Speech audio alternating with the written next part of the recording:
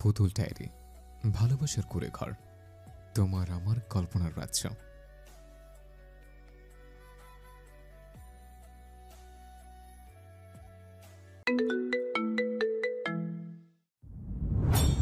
নিকের কথাগুলো শ্রবণ করার পর ঘাটটা একটু ডানে বামে হেলিয়ে যুবকটির দিকে তাকিয়ে বাঁকা হেসে বলল, 10 ঘন্টা কি কম ছিল তোর পেট থেকে সত্যি কথা বের করার জন্য?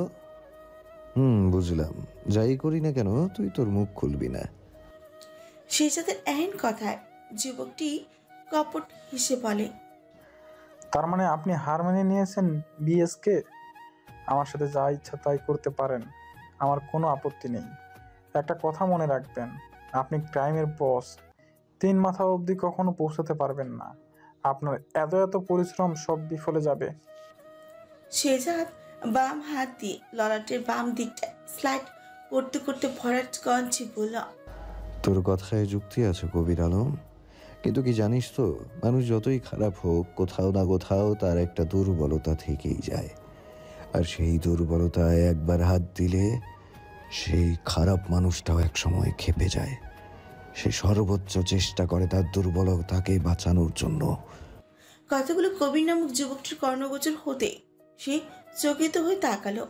কবিরকে এভাবে চমকাতে দেখে শেহজাদ ক্ষিপ্ত দৃষ্টি নিক্ষেপ করে বলল, কি ভেবেছিলি আমার হাত থেকে এমনি এমনি পার পেয়ে যাবি?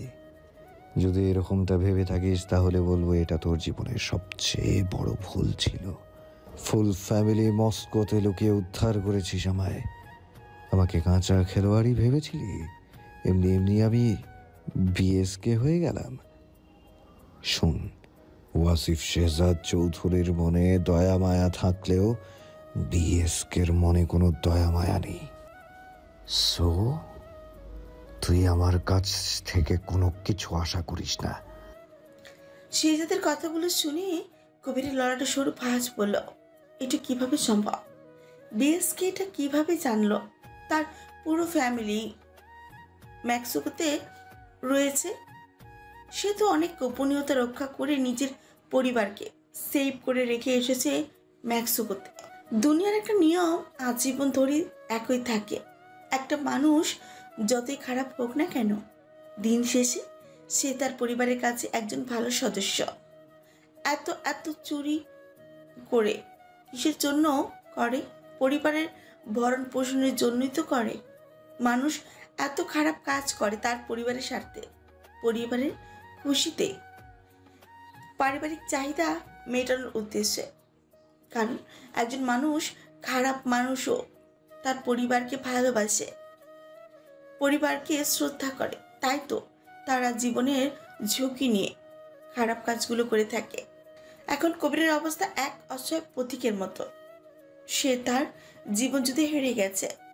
কবির কপাল বেয়ে থরথর করে ঘাম ঝরছে, পুরো শরীর নিস্তেজ হয়ে আসছে। বিএসকে তার পরিবারের কোনো ক্ষতি করবে না তো, এই ভেবে কবিরের গলা ধরে আসছে। সে মরুক বাঁচুক তাতে তার কিচ্ছু আসে যায় না, কিন্তু সে তার ফ্যামিলির কোনো ক্ষতি নিজ চোখে দেখতে পারবে না। সে যাদের কথায় হুমকি স্পষ্ট। কবির চকিত হয়ে শুধু হয়। আপনি কিভাবে জানলেন আমার ফ্যামিলি মস্কোতে? কবিরের প্রশ্ন শুনে শেহজাদ ক্রু হাসল, অতঃপর ফিউ নাচিয়ে বলল, লাইক সিরিয়াসলি? এরকম একটা তুচ্ছ বিষয় সম্পর্কে জানতে কি আমায় কাঠখড় পোড়াতে হবে? Never ever. ফ্যামিলিকে লুকাতে তোর আর একটু সাবধানতা অবলম্বন করা উচিত ছিল। শেহজাদ তার মুঠোফোন একটা ভিডিও প্লে করে কবিরের সামনে ধরল। ডিসপ্লের দিকে তাকাতে কবিরের অক্ষি কোটর থেকে বের হওয়ার উপক্রম। কবির আর ভাবতেই পারল না সে নিজ সজ্ঞানে নেই। ভিডিওতে স্পষ্ট কবিরের ফুল ফ্যামিলি দেখা যাচ্ছে। কবিরের সর্বাঙ্গ ভয়ের তীর তীর করে কাঁপছে। ভিডিওগুলোতে তার ফ্যামিলির অস্তিত্ব দৃষ্টিগোচর হতেই সে তৎক্ষণাৎ শেহজাদের দিকে চেয়ে কাট কাট আওয়াজে বলল, বিএসকে দয়া করে আমার ফ্যামিলির সাথে খারাপ কিছু করবেন না। আমি আপনার সব প্রশ্নের উত্তর দিতে রাজি। কথাগুলির বিপরীতে শেহজাদ এমনভাবে চাইল যেন সে কোনো হাসির কৌতুক শুনেছে। শেহজাদের চাহনি তেমন সুবিধা ঠেকল না কবিরের কাছে। বিএসকে আবার তার ফ্যামিলির সাথে খারাপ কিছু করবে না তো? এটা ভেবেই তার শিরদাঁড়া বেয়ে গেল এক ঠান্ডা শিহরণ। কবির আকুল কণ্ঠে বলল, আমি আপনার পায়ে পড়ছি বিএসকে, দয়া করে আমার ফ্যামিলির কোনো ক্ষতি করবেন না। আমার ভুল, আমি এতক্ষণ নিজের মুখ খুলিনি। আমার ভুলের শাস্তি আমার পরিবারকে দেবেন না। এবার বোধহয় শেহজাদ একটু গলল, ঘাড় ঘুরিয়ে একটা দীর্ঘশ্বাস ফেললো, ফের কবিরের দিকে তাকে তিক্ত ভাষ্যে বলল, কিছু প্রশ্ন জিজ্ঞেস করব, প্রশ্ন করা মাত্রই আমার জবাব চাই। যত তাড়াতাড়ি তোর জবাব আসবে তত তাড়াতাড়ি তোর ফ্যামিলি বন্দি দশা থেকে মুক্তি পাবে। শেহজাদের কথাগুলো শুনে ওপর থেকে নিচ মাথা ঝাঁকিয়ে বলল, বিএসকে, আমি আপনার সব প্রশ্নের উত্তর দিতে রাজি। আপনি আমার ফ্যামিলিকে প্লিজ মুক্তি দিন। কবিরের কথার পাশে শেহজাদের চেহারার আদলে কাঠিন্য এনে শুধালো, গত 20 দিনে কয়টা মেয়ে পাচার করেছিস? যত দুর্নীতি করেছিস সব স্বীকার কর। তোর বসের A to Z ইনফরমেশন আমার চাই। আর ক্রাইমের বস 3 মাথা কারা? একে একে সব প্রশ্নের উত্তর দে। বিএসকে গত 20 দিনে বাংলাদেশে একটা আতঙ্কের মধ্যে পার করছিল। ব্ল্যাক শেডো আমাদের লোককে মেরে নিষেধাজ্ঞা জারি করা জায়গায় পুঁতে দিয়েছে। এই খবর পাওয়া মাত্রই আমরা দুশ্চিন্তায় পড়ে যাই। আন্ডারওয়ার্ল্ড কিংডমের সবচেয়ে পাওয়ারফুল মাফিয়া গ্যাং কেন আমাদের পিছনে লাগলো? আমরা কি ক্ষতি করেছি তাদের? এই চিন্তার মধ্যে জীবন পার করছিলাম আমরা। বিদেশি ক্লায়েন্টের জড়াজড়িতে থাকতে না পেরে মাত্র 30টা মেয়ে পাচার করি। ক্রাইমের প্রথম মাথা হলো সাবেক এমপি রেজওয়ান তালুকদার। আমি তার আন্ডারেই কাজ করে থাকি। পিছন দিক থেকে সব করেন তিনি, শো হই আমি। রেজওয়ান তালুকদার ড্রাগসের বিজনেসের সাথে জড়িত।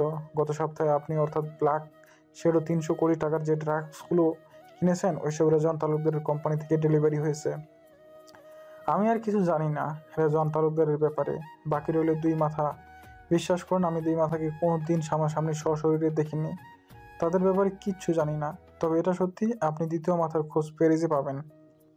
কবিরের এক নাগারে বলা কথাগুলো সম্পূর্ণ শুনে শেহজাদ বলল, তাহলে ক্রাইমের বস প্রথম মাথা হলো Rezwan Talukdar. Interesting, very interesting. একজন মেয়ে পাচারকারীর সঙ্গে একজন ড্রাগসের বিজনেসম্যান। আর দ্বিতীয় মাথা প্যারিসে রয়েছে, রাইট? শেহজাদের কথায় কবির বিশ্রীভাবে হেসে বলল, বিএসকে, আপনি নিজে একজন মাফিয়া। আপনার পাপের শুরু আছে, শেষ নেই। আপনি নিজে একজন ড্রাগসের বিজনেসম্যান হয়ে অন্য একজন ড্রাগসের বিজনেসম্যানের খোঁজ নিচ্ছেন। ব্যাপারটা হাস্যকর নয়? কবিরের কথা শুনে শেহজাদ বসা থেকে দাঁড়িয়ে কবিরের চেয়ারের 2 পাশে হাতলে 2 থেকে 3টা পাঁচ বসি চেঁচিয়ে উঠল, কখনো কখনো ভালো কিছু পেতে খারাপের আশ্রয় নিতে হয়। এতে করে ভালো কিছু পাওয়া যায়। ভালো কিছু পেতে যদি খারাপ হতে হয় তাহলে খারাপ হতে আমি রাজি। শেহজাদকে উত্তেজিত হতে দেখে কবিরের সাহস আরো এক ধাপ এগিয়ে গেল। সে নিশ্চিত আজ তার মরণ হবেই। তার মনের কথাগুলো জমিয়ে রাখার কোনো মানেই হয় না। সব কথা অকপটে স্বীকার করা উচিত। কবির নিজ মনে মর্জি কণ্ঠে তেজ নিয়ে বলল, তুই একটা পাষাণ নির্দয় মানব ওয়াসিফ শেহজাদ চৌধুরী। বাস্তব দুনিয়ায় তুই খুব ভালো একজন মানুষ হলেও পাতালের দুনিয়ায় তুই একটা অনুভূতিহীন। তোর মধ্যে হৃদয় নামক জিনিসটা অনুপস্থিত। একদিন কেউ একজন আসবে তোর ধ্বংস হয়ে।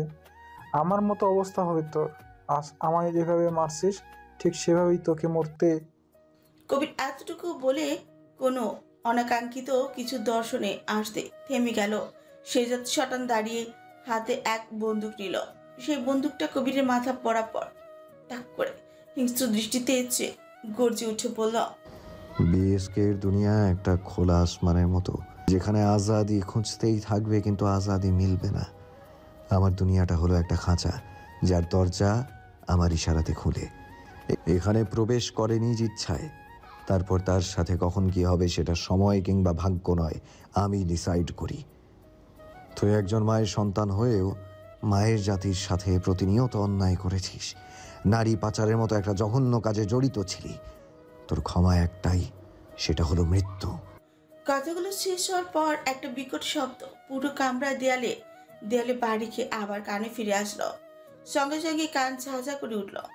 পরপর ট্রিগার প্রেস করে ঝাঁঝরা করে দিল কবিরের পুরো মাথা। মাথা থেকে বের হওয়া রক্ত ছিটকে এসে আশ্রে পড়ল শেহজাদের হুডিতে। মুহূর্তের মধ্যে পুরো ফ্লোর রক্তে রঞ্জিত হয়ে গেল। শেহজাদ তার হাতে লাগা সামান্য লাল রক্তের দিকে দাঁত পিষে ঘৃণিত কঞ্চে বলল, আমি আমার পাপের সাম্রাজ্য পাপকে ধ্বংস করার জন্যই তৈরি করেছি। যেদিন পাপ ধ্বংস হবে সেই দিন আমার পাপের সাম্রাজ্যও ধ্বংস হয়ে যাবে। নিস্তব্ধতায় ছেয়ে আছে পুরো সিক্রেট হাউস। কেউ কোনো শব্দ করছে না, উচ্চারণ করছে না। সবার চোখে একটা দৃশ্য, কবিরের মৃতদেহ। এমন সময় নীরবতা ভেঙে রিয়ান খন্দকার বলে উঠল। BSK, I think my Chittagong mission is over. Riyan কথার প্রতি উত্তরে শেহজাদ বলল, তোমার মিশন এখানেই শেষ। আপাতত তুমি আমেরিকায় ফিরতে পারো। নেক্সট তোমার কাজ কি সেটা জানিয়ে দেয়া হবে। তাদের কথোপকথনের শেষে ব্ল্যাক মাফিয়া শেপার তাদের দিকে 2 কদম এগিয়ে এসে শুধালো, বিএসকে প্যারিস থেকে একটি মেইল এসেছে, আপনি যদি অনুমতি দেন তাহলে বলা শুরু করতাম। শেপারের কথার বিপরীতে শেহজাদ আদেশের সুরে বলল। Start talking. শেহজাদের কাছ থেকে অনুমতি পেয়ে ব্ল্যাক মাফিয়া শেপার বলতে লাগলো, আল্ট্রা ব্লাড মাফিয়া গিং এর মাফিয়া বস এড ওয়ার্নিং কিয়ান আপনার সাথে অডিও কানেক্ট করতে চায়। তিনি বর্তমানে প্যারিসে অবস্থানরত। আর একটা ইম্পর্টেন্ট নিউজ কালেক্ট করেছি। ক্রাইমের বস তিনি মাথা নাকি কোনো এক সময় আল্ট্রা বোল্ট মাফিয়া গ্যাংয়ের লিডার এডি ওয়ান কিয়ানের সাথে সরাসরি মিট করেছিল। The information is collected by black mafia Shafer. Black mafia শেপারের বলা বাক্যগুলো মনোযোগ সহকারে শ্রবণ করে শেহজাদ অ্যালেক্সা আর শেপারের উদ্দেশ্যেই বলে, অ্যালেক্সা, তোমার নেক্সট মিশন হবে প্যারিসে। কি কি করতে হবে সব ডিটেলস আজ রাতের মধ্যে পাবে। অ্যান্ড ইউ শেপার, তোমার কাজ মেইলের জবাব আলট্রা গোল্ড মাফিয়া গ্যাং অব্দি পৌঁছে দেয়া। ওদের কাছে খবর পাঠাও, BSK will meet them. Okay BSK. শেপারের কথাটা শেষ হওয়ার আগে আরানের রাগান্বিত কণ্ঠ শোনা গেল। এতে করে শেহজাদের মনোযোগ নষ্ট হলো। শেহজাদের বিরক্ত হয়ে আরানের দিকে তাকালো। তাকিয়ে দেখলো আরান সাইকোর মতো কবিরের বুকে চাকুর খোপ বসাতে বসাতে একাধারে বলে যাচ্ছে, ইউ ইডিয়ট, বল আমার বাবাকে কেন মেরেছিলি? মানুষটা কি এমন করেছিল যার জন্য তোরা তাকে মেরে দিয়েছিস? ছাড়বো না আমি ওই 3 মাথাকে। I will kill them. Bastard, হিয়াকে তোরা কোথায় লুকিয়েছিস? বল বল, হিয়া কোথায়? আরানের এন কাণ্ডে শেহজাদ আরানের 2 বাহু টেনে তুলে ঝাঁকাতে ঝাঁকাতে বলল, আরান, হি ইজ ডেড। শেহজাদের কথাগুলো আরানের মস্তিষ্ক অব্দি পৌঁছালো, কান অব্দি পৌঁছালো না। সে একই ভঙ্গিতে ফুসতে ফুসতে কবির নামক লোকটার ডেড বডিকে কয়েকটা লাথিও মারল। আরানের কর্মকাণ্ড সহ্য করতে না পেরে শেষমেশ শেহজাদ চটে গিয়ে থমকে বলে, Aran, come to your sense. Look at him, he is no longer alive. শেহজাদের ধমকে বোধ হয় আরানের বোধগম্য হলো সে এতক্ষণ ধরে কি করছিল। সে অমনি মাথা নিচু করে নিল। আরানের এভাবে নুয়ে যেতে দেখে শেহজাদ শান্ত কণ্ঠে বলল, আরান, কবির কিছুই জানে না। কবিরের কাছ থেকে তুই কোনো প্রশ্নের উত্তর পাবি না। রেজওয়ান তালুকদারের কাছ থেকে তুই তোর সব প্রশ্নের উত্তর পাবি। আরান হালকা ঠোঁট ভিজিয়ে নির্লিপ্ত কণ্ঠস্বরে শহীদ বলল, ইমোশনাল হয়ে গেছিলাম শেহজাদ, তাই ওভার রিয়েক্ট করে ফেলেছি। কথাটা বলেই আরান শেহজাদের দিকে এক পলক তাকিয়ে ত্যাগ করলো স্থানটা। সব মাফিয়া নিজ নিজ গন্তব্যে যাওয়ার উদ্দেশ্যে হেলিকপ্টারে চড়ে বসলো। শেহজাদ হেলিকপ্টারের দিকে এগিয়ে যাচ্ছে, পেছন পেছন রিক তো আছেই। এমন তো অবস্থা আচমকা শেহজাদ বলে উঠল, রিক, দ্রুত একটি পাসপোর্টের ব্যবস্থা কর। And as soon as possible ফ্রান্সের ভিসার জন্য অ্যাপ্লাই কর। ভাই, ভিসার ব্যবস্থা হয়ে যাবে, কিন্তু পাসপোর্ট তৈরি করতে তো টাইম লাগবে। রিক কথাগুলো শেষ করে শেহজাদের দিকে প্রশ্নবিদ্ধ চোখে তাকিয়ে একটু সাহস সঞ্চয় করে ফের শুধালো, ভাই, আমাদের সবার তো পাসপোর্ট আসে, কিন্তু পাসপোর্ট কার জন্য করব? শেহজাদ সামনের দিকে এগোচ্ছিল। তার মস্তিষ্কে চলছে বিস্তর পরিকল্পনা। এমত অবস্থায় রিকের প্রশ্ন শুনে চুয়ার শক্ত করে সাতস্বরের জবাব দিল, তোর ভাবির জন্য। রিক বিস্ময়কর দৃষ্টিতে তাকালো শেহজাদের পানে। কপটতাহীন জবাব শুনে একটু ভড়কেও গেল ছেলেটা। অতঃপর একটু থমকে দাঁড়িয়ে চোখ চেপে ধরে অনুচ্চ কণ্ঠে বলল, ভাই তাহলে তো অনেক ডকুমেন্ট লাগবে। রিকের বলা ভাষ্যের বিপরীতে শেজাদ পাশ ফিরে রিকের দিকে তাকিয়ে গমগমে আওয়াজে বলল। It's not a big deal for you, Rick. শেজাদকে হঠাৎ রেগে যেতে দেখে রিক নিজ চিবুক নিচে নামিয়ে জবাব দিল, জি ভাই, আই আন্ডারস্ট্যান্ড। যত দ্রুত সম্ভব কাজটা কমপ্লিট কর। কথাটা বলে শেজাদ হেলিকপ্টারে উঠে বসলো। সাথে সাথে হেলিকপ্টারের পাখা রাউন্ড রাউন্ড ঘুরতে ঘুরতে নিমিষে আসমানে উঠলে চলে গেল। বাংলা ক্যালেন্ডারের অনুসারে গ্রীষ্মের পরবর্তী ঋতু বর্ষাকাল। তখন প্রবল মুষলধারে বৃষ্টি গ্রীষ্মের সমস্ত তাপ থেকে মুক্তি দেয়। রাস্তাগুলো খুব কর্দমাক্ত হয়ে পড়ে। নদী নালা প্রায় পরিপূর্ণ হয়ে প্রকৃতিকে এক নতুন মাত্রায় জাগিয়ে তোলে। বর্ষাকাল আষাঢ় ও শ্রাবণ মাস নিয়ে গঠিত। এ সময় নদী নালা পানিতে ভরে যায়। গ্রীষ্মের রুক্ষ খড়খড়ে তাপে সবার মন প্রাণ যখন উষ্ঠাগত, ঠিক তখনই আগমন ঘটে বর্ষার। জ্যৈষ্ঠের প্রচণ্ড খরতাপে রুক্ষ প্রকৃতি সজীব হয়ে ওঠার বর্ষার বর্ষণের মৃদঙ্গ ছোঁয়ায়। এই তো নবদিগন্তের সূচনা হয়েছে আরও একটি নতুন মনোমুগ্ধকর নবদ্বীপার। মেঘাচ্ছন্ন আকাশ, বিষণ্ণ প্রকৃতি, সূর্য মেঘেদের লুকোচুরি মাঝে নিজেকে আড়াল করে রেখেছে। কখন ধরণী কাঁপে, ঝড় বাদল আসবে তা কেউ জানে না। প্রকৃতির বিষণ্ণতা হয়তো মনুষ্যের হৃদয় অবধি পৌঁছতে সক্ষম হয়নি আজ। 10 তলা বিশিষ্ট ছায়াবিধি কুঞ্জ নামক বিল্ডিংটির 8 তলার একটি ফ্ল্যাটে চলছে আজ হুল্লোড় আয়োজন। সকাল থেকে ঋদিপিয়া হরেক রকমের রান্নায় ব্যস্ত। একদণ্ড শান্ত হয়ে বসার জো নেই তার। সে অতিথি আপ্যায়নে হরেক রকম পদ তৈরি করতে ব্যস্ত। অরুষি সকাল থেকে গালে হাত দিয়ে কোলে কুশন নিয়ে সোফায় বসে ঝিমুচ্ছে। ঝিমাতে ঝিমাতে গভীর নিদ্রায় তলিয়ে যেতে ফের ঋদিপিয়ার চেঁচামেচিতে কাঁচা ঘুমটা ভেঙে গেল। সঙ্গে সঙ্গে কপালের মধ্যিখানটা চওড়া হয়ে এলো। বিরক্তির দৃষ্টিতে সবকিছু অবলোকন করছে, তবুও টুটা শব্দ করছে না। অরুর খুব জানতে ইচ্ছে করছে এমন কে আসবে যার জন্য ঋদিপিয়া বাড়ি মাথা তুলছে।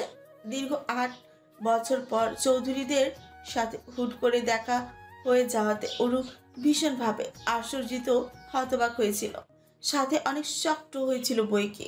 অতীতের কিছু খারাপ মনস্তাত্ত্বিক বিষয়ে ভাবতে ভাবতে কাল পুরো রাত ঘুমাতে পারিনি। চোখটা কেবল সকালের দিকে একটু লেগেছিল, কিন্তু ঘুমাতে পারলো কই। সেই তো ঋদিপিয়া চিৎকারে লাফিয়ে উঠেছিল ঘুম থেকে। সকাল থেকে ঋদিপিয়া এই একটাই বাক্য জপে যাচ্ছে। সারা রাত 2 চোখ মোবাইলের মধ্যে ঢুকিয়ে রাখলে সকালে তো ঘুমাতে হবেই। অরু শেষমেশ না পেরে ফ্রেশ হয়ে কোনো মতে ব্রেকফাস্ট করে সেই সকাল থেকে সোফায় বসে ছিমুচ্ছে। অরুর কাছে সবকিছু এখন অতিরিক্ত লাগছে। মাথার মধ্যে কুণ্ডুলি পাকাচ্ছে হাজারো চিন্তারা। এই হাজারো চিন্তার পাশে একটাই প্রশ্ন উকি দিচ্ছে অরুর মস্তিষ্কে, কি আসছে আজ যার জন্য ঋদিপিয়া এত ব্যস্ত হয়ে পড়লো। আর না পারতে ঋদিপিয়ার উদ্দেশ্যে জিজ্ঞেস করেই ফেললো, আজ কে আসবে বাড়িতে? ঋদিপিয়া ডাইনিং টেবিলে প্লেট সাজাচ্ছিল। সহসা অরুর কণ্ঠস্বর শুনে ঋদিপিয়া অরুর পানে চাইল। অতঃপর নির্বিকার গলায় বলল, আমাদের পাশের ফ্ল্যাটে একটা নতুন প্রতিবেশী এসছে, তাকে আজ দুপুরে লাঞ্চে ইনভাইট করেছি। ঋদিপিয়ার জবাব শুনে তড়িৎ গতিতে মাথা তুলে চাইল তার দিকে অরু। ভাবটা এমন যেন ঋদিপিয়ার কথাটা হজম করতে বেশ কষ্ট হচ্ছে তার। অরু মিনিট খানেকের জন্য চিন্তার সাগরে ডুব দিল। ঋদিপিয়া একজন শক্ত মনের অধিকারিণী, যার মনটা বরফের মতন শক্ত। অতীতের কোনো এক বিষাদময় পরিস্থিতির কারণে ঋদিপিয়া আজ এত কঠোর হয়ে জীবনযাপন করছে। ঋদিপিয়া কখনো কাউকে ফ্ল্যাটে অ্যালাউ করে না, ইনভাইট করা তো দূরের কথা। ঋদিপিয়ার মতে যেখানে 2টা প্রাপ্তবয়স্ক মেয়ে উপস্থিত রয়েছে সেখানে যাকে তাকে অ্যালাউ করা উচিত নয়।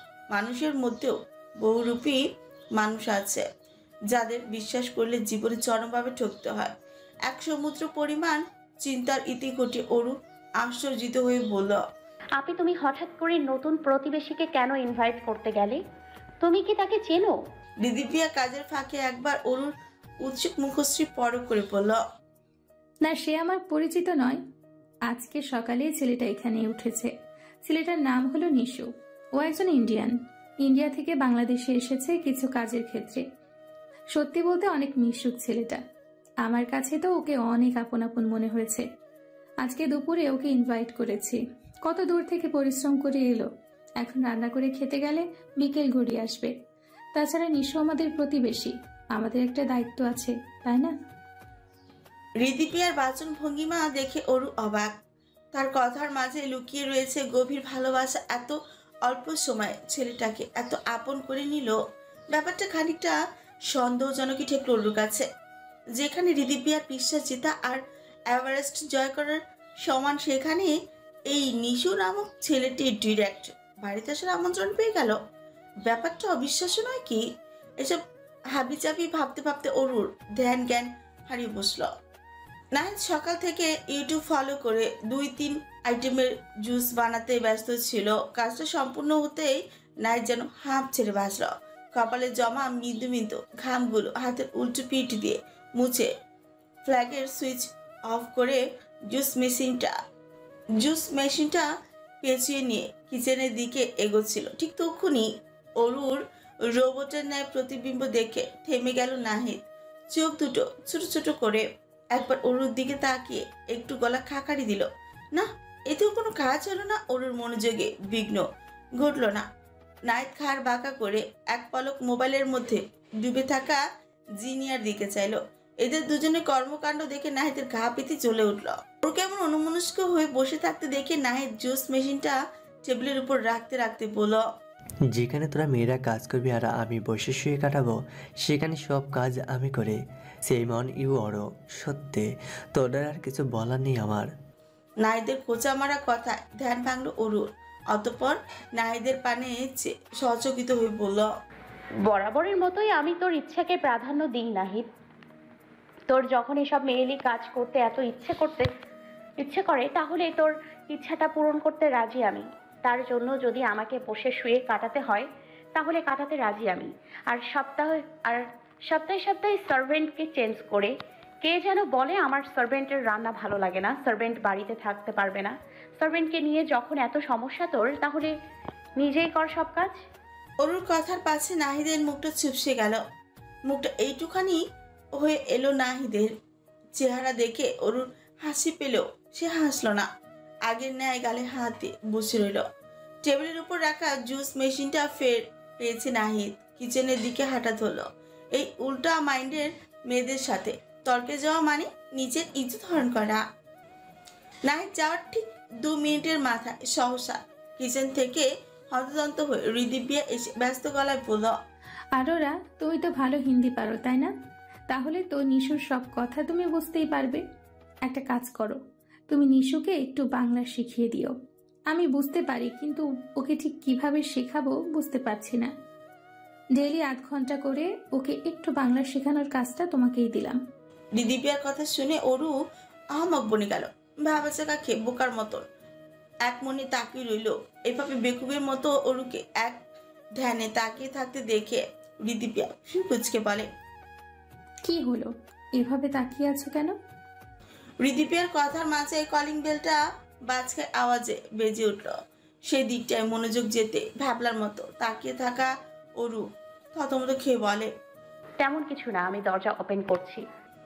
লক খুলে দরজাটা খুলতে এক সুদর্শন যুবকের দর্শন পেল অরু।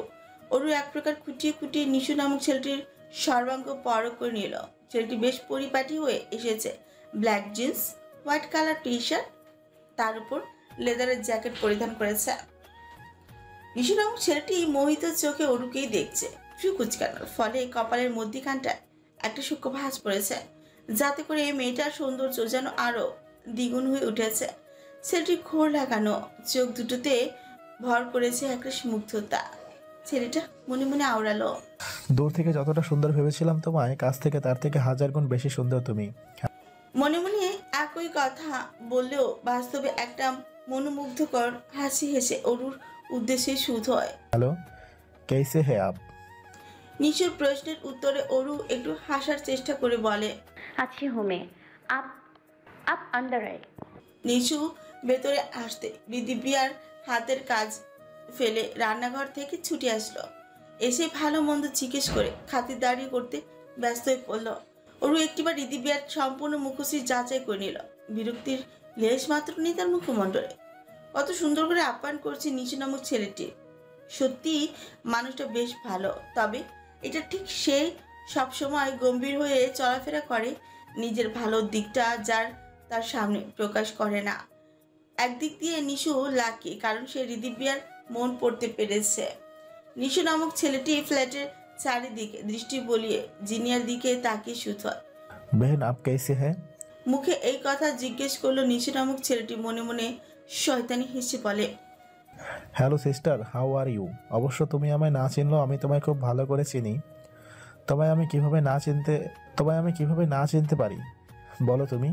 তুমি আমার একমাত্র সৎ বোন বলে কথা, আর আমি তোমার একমাত্র ভাই নিশান রহমান। নিশানের প্রশ্নের পাশে জিনিয়া নম্রভাবে উত্তর দেয়। मैं अच्छी हो। জিনিয়া কর্তৃক উত্তর পাওয়ার পর নিশান নাহিদের পানে চেয়ে কটা প্রশ্ন ছড়ে। ভাই আপনি কেমন আছেন? আর আপনি ঋদ্ধিবিয়ার কে হন? নাহিদের কাছে নিশু নামক ছেলেটি এই বেশ সন্দেহজনক লাগলো। এসেছে থেকে সবার কাছ থেকে একটাই প্রশ্ন জিজ্ঞেস করে যাচ্ছে যে তুমি কেমন আছো। অদ্ভুত ছেলে। নিশানের প্রশ্নের পিঠে নাহিদ একটা ভুবন ফুলানো হাসি দিয়ে বলল, हर किसी से अलग अलग पूछने की वजह शुभी से एक साथ पूछती जे कि हर कोई कैसे है और मैं ঋদ্ধিবিয়া কি ভাই লাগতি হো। আপনি একবার সবার কাছ থেকে জিজ্ঞাসা না করে একসাথে সবার কাছ থেকে জিজ্ঞাসা করে নিন যে সবাই কেমন আছে, আর আমি ঋদ্ধিবিয়ার ভাই হই। নাহিদের পিতৃমূলক কথার পাশে নিশানের হাসি হাসি চেহারাটা অমনি ঘনিয়ে এলো ঘোর অন্ধকার। তবুও নিশান কোনো রূপ প্রত্যুত্তর করলো না। বোনকে পেতে গেলে ভাইয়ের একটু ঠাট্টা সহিত কথা সহ্য করে নিতে হয়। যেহেতু সে অরুকে ভালোবাসে, সেহেতু সে নাহিদের সাথে কোনোরূপ ঝামেলা করতে পারবে না। এত কিছুর মাঝে নিশান ফের আরেকবার অরুর দিকে লোভাতুর দৃষ্টিতে চাইল। মেয়েটা এখন একটা ছোট্ট বাচ্চা মেয়েকে কোলে নিয়ে দাঁড়িয়ে আছে। বাচ্চারা তার ছোট ঠোঁট নাড়িয়ে অনেক কিছু বলেই যাচ্ছে। তার প্রত্যুত্তরে অপরূপা মেয়েটি হু হা করেই যাচ্ছে। নিশান নিশালো দৃষ্টিতে তাকিয়ে বিড়বিড় করে বলে, She is very beautiful. I have never seen such beauty in my life. দুপুরের লাঞ্চটা সবাই একসাথে করেছে। এই তো কিছুক্ষণ আগে নিশু নামক ছেলেটি নিজ ফ্ল্যাটে ফিরে গেছে। কাল সারা রাত ঘুমাতে না পারে অরু টেবিলে বসেও ঝিমিয়েছিল। এই নিয়ে সবার সামনে বেশ লজ্জায় পড়েছিল মেয়েটা। অরু সিদ্ধান্ত নিয়েছে এই ঝিমানোর রোগটা সারাতে সে আজ দুপুরে একটু ঘুমোবে। অরু সোফা থেকে উঠে সোজা রুমের দিকে এগোতে এগোতে জিনিয়ার উদ্দেশ্যে হাঁক ছেড়ে বলে, আমার ফোন চার্জে বসিয়েছি। চার্জ কমপ্লিট হলে ফোনটা আমার রুমে দিয়ে আসিস। জিনিয়া আর জায়মা একসাথে বসে জলপাই আচার খাচ্ছিল। সহসা অরুর তলব শুনে জিনিয়া খাওয়া থামিয়ে বলল, আচ্ছা দিয়ে আসবো তোর কলিজাকে। আকাশ মেঘলা, সকাল থেকে পরিবেশটা কেমন যেন স্নিগ্ধ হয়ে আছে। মনমরা রুক্ষ প্রকৃতি আজ শীতল হাওয়ায় প্রাণবন্ত হয়ে উঠেছে। অরু আজ নিজ মন মর্জি বিছানায় গিয়ে শুয়ে পড়ল। একটু ঠান্ডা অনুভব করায় গায়ে ব্ল্যাঙ্কেট জড়িয়ে ঘুমিয়েছে অরু। মুচকান একধারে ফেলে গভীর নিদ্রায় তলিয়ে যাচ্ছে অরু। এমন সময় জিনিয়া হাতে ফোন নিয়ে ঢুকলো উত্ত কামরায়। অরু বালিশের পাশে ফোনটা রেখে ব্ল্যাঙ্কেটের একটু নিচে নামিয়ে নিজ ঠান্ডা হাত দিয়ে স্পর্শ করলো অরুর কোমল গালটা। সামান্য স্পর্শ করলো। হঠাৎ, ওরু তোর শরীর ঠিক আছে তো? এই টাইমে তো তুই তেমন একটা ঘুমোস না করে শরীরের উপরিভাগ থেকে ব্ল্যাঙ্কেটটা সরিয়ে ফেলায় অরু একটু শীত অনুভবই করলো। কাঁচা ঘুমটা ভেঙে গেল। মাইগ্রেনের ব্যথাটা আবারও শুরু হয়ে গেল। কিন্তু জিনিয়ার এতে কোনো মনোযোগ নেই। সে দিব্যি পা দুলিয়ে খাটে বসে উল্লাসিত কণ্ঠে বলে, ওরু আমি আজ খুব খুশি। সত্যি আনিশাপুর বিয়ে শেষমেশ ঠিক হয়ে গেল। এত তাড়াতাড়ি আঙ্কেল রাজি হয়ে যাবে আমি কখনো ভাবিনি। জানিস আমি অনেক প্ল্যান করেছি বিয়ের জন্য। আমরা দুজন সেম কালারের। জিনিয়ার এত এত কথার ভিড়ে অরুর মেজাজ গিয়ে পৌঁছালো তুঙ্গে। কোথায় একটু শান্তিতে ঘুমাবে তা না, এখানে এসে বকবক করে শুরু করে দিয়েছে। অরু উল্টো পাশ ফিরে শুয়ে কর্ণের ছিদ্রে তর্জনী আঙুল ঠেকিয়ে চোখ বুজে রইল। কিন্তু এতেও শান্তি মিলল না। সেই বাচাল মেয়ে নিজের গুণ দেখাতে ব্যস্ত। অরু মেজাজ এখন বিরক্তির চরম পর্যায়ে গিয়ে ঠেকল। সঙ্গে সঙ্গে চেঁচিয়ে উঠল, যিনি চুপ করবি তুই? অরুর বারণ করা সত্ত্বেও জিনি তার কথা শুনে উল্টো প্রফুল্লিত কণ্ঠে আবার বলতে লাগলো। জিনিয়ার কথা সম্পূর্ণ শেষ করতে পারলো না তার আগে অরু ব্ল্যাঙ্কেটটা গা থেকে চুড়ে বিছানা থেকে শোয়া থেকে উঠে কণ্ঠে ঝাঁজ নিয়ে বলল, তুই যাবি নাকি আমি উঠবো?